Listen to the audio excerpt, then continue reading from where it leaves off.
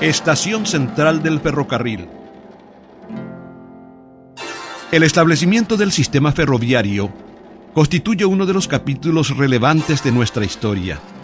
Desde su inauguración en 1861, marcó la pauta de una etapa de significativo progreso nacional, atrayendo el respeto y la consideración de gobiernos y pueblos de la región y más allá de ella.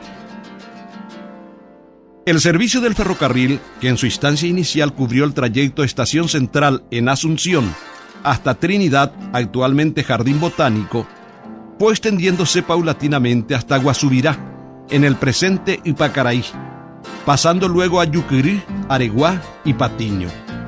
Cerro León y Pirayú, así como Paraguarí, se incluyeron en el itinerario, todo en el año 1864, en un testimonio elocuente del rápido crecimiento imprimido al ferrocarril.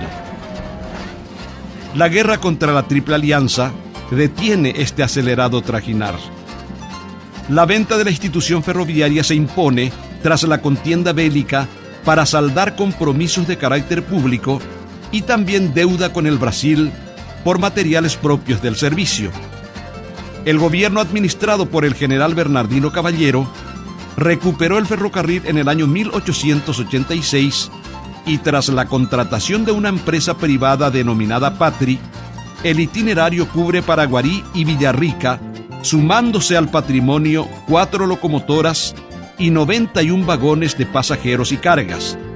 El edificio, declarado Monumento Histórico Nacional, se yergue en la actualidad en pleno centro ciudadano como expresión de esa pasada grandeza y como ilustración del ingenio, la visión y la capacidad de la gente de esa época para una concreción a todas luces admirable y aleccionadora.